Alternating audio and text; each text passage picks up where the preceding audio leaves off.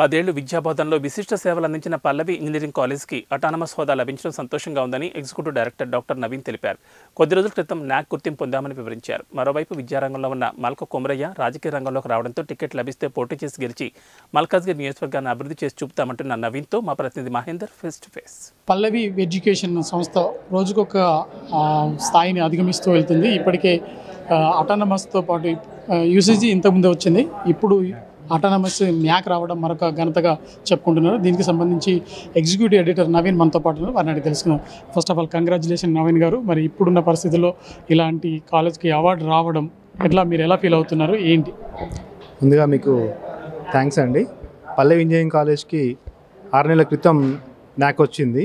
న్యాక్ తర్వాత ఇప్పుడు autonomous status declaration చేశారు యూజీసీ నుంచి. ఇది చాలా గర్వకారణం మాకు. మా సంస్థ యొక్క యజమాని శ్రీ మల్క కొమరయ్య గారు, ఆయన విజన్లో మేము ముందుకెళ్తున్నాం.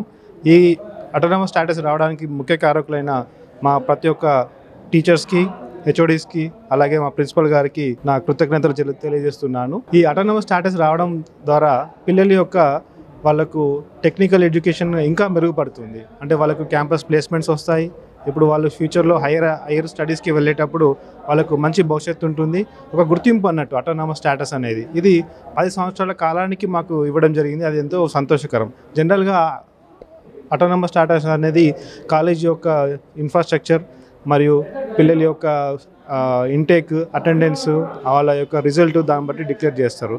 మనకిది వేరే ఇన్స్టిట్యూషన్స్కి 5 సంవత్సరాలు లేకపోతే ఇంకా తక్కువ వచ్చింది. మనకు 10 సంవత్సరాలు రావడం చాలా ఆనందకరం.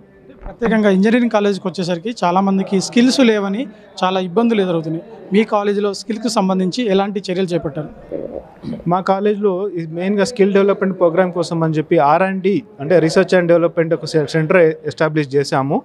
దీంట్లో రోబోటిక్స్ కానీ, IoTs కానీ, దాని తర్వాత ఇప్పుడు ఫ్యూచర్గా AI టెక్నాలజీ యూజ్ చేయడం కానీ, ఇవన్నిటి మీద పిల్లలకి మంచి అవగాహన కల్పిస్తూ ఎక్స్టర్నల్ ఫ్యాకల్టీ నుంచి, అంటే ఈ AI టెక్నాలజీలో ఎవరైతే ఆల్రెడీ వాళ్ళు యూజ్ చేసుకుంటూ ఒక సూపర్ ఫిగర్లో ఉన్న వాళ్ళని అంటే దీని గురించి మంచి అవగాహన ఎక్స్పర్ట్స్ ఉన్న వాళ్ళతోటి పిల్లలకి లెక్చరర్స్ ఇప్పించడం, తర్వాత వాళ్ళకి అట్లనే మా పిల్లల్ని కూడా ఇన్ఫోసిస్ క్యాంపస్కి పంపించడం కానీ, తర్వాత ఏ ఇన్స్టిట్యూషన్స్కి పంపించడం కానీ, వాళ్ళకు ట్రైనింగ్ ఇవ్వడం కానీ, బాంబే IIT, అట్లా బాంబే మద్రాస్, IIT మద్రాస్, ఇట్లా NIT వరంగల్, NIT REC, ఇట్లా పేరు పొందిన సంస్థలతోటి మేము MOU సైన్ చేసుకున్నాం. ఆ MOU ప్రకారంగా మా పిల్లలు అక్కడికి వెళ్ళడం, వాళ్ళ పిల్లలు ఇక్కడికి వచ్చి ట్రైనింగ్ ఇవ్వడం, అట్లా ఒక కొలాబరేషన్ ఉంది మాకు. దీంతో పాటుగా ఇప్పుడు ఫారెన్ కంట్రీస్ తోటి కూడా ఈ UGC అటానమస్ రావడం వల్ల మేము ఫారెన్ ఇన్స్టిట్యూషన్స్ తోటి కూడా కొలాబరేషన్ చేసుకొని మా పిల్లలకు మెరుగైన విద్యను అందించడానికి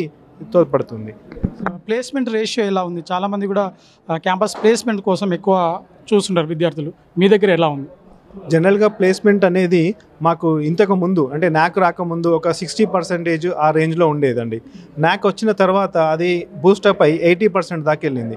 ఇప్పుడు ఈ అటానమస్ స్టేటస్ వచ్చిన తర్వాత మేము 100% కాన్ఫిడెంట్గా 100% ప్లేస్మెంట్స్ ఇవ్వగలమని నమ్మకం మాకు. Thank you, all the best. మొత్తం మీద ఇది మరి స్కూల్కు సంబంధించి కావచ్చు, కాలేజ్ కావచ్చు, అంచెలంచెలుగా ఎదిగింది. ఈరోజు విద్యాలయం అంటేనే పల్లవి స్కూల్ అని చెప్పుకోవడానికి అవకాశం ఉంది.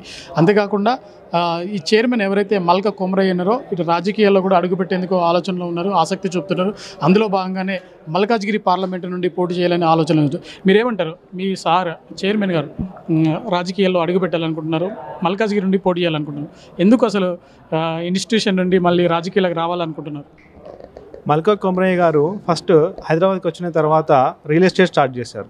రియల్ ఎస్టేట్లో ఆయన చాలా ఉస్మానియా యూనివర్సిటీ నుంచి డిగ్రీ పొందిన తర్వాత ఆయనకున్న ఇంటెలిజెంట్ కానీ, ఆయనకున్న ఒక విజన్ ద్వారా కానీ ఒక మినర్వా కాంప్లెక్స్, ఒక బోనా టవర్స్ కాంప్లెక్స్, MLA టవర్స్, తర్వాత ధనలక్ష్మి కాలనీ, మహేంద్రస్, ఇవన్నీ కట్టడం జరిగింది. ఇక్కడ కూడా మీరు చూస్తే అవన్నీ ఒక ఇన్నోవేటివ్గా కట్టడం జరిగింది. అంటే ఒక రోల్ మోడల్ లెక్క మినర్వా కాంప్లెక్స్ అప్పుడు సికింద్రాబాద్లో ఆ టైంలో అలాంటి డిజైన్ ఎవరు చేయలేదు. అంటే ఒక సివిల్ ఇంజనీర్కి ఫస్ట్ ఆయన ట్రైనింగ్ నేర్చుకునేటప్పుడు మీరు వెళ్ళి మినర్వా కాంప్లెక్స్ చూసి రండి, అంటే ట్రైనింగ్ అక్కడ చేసి రండి అన్నట్టుగా చెప్పేవారు.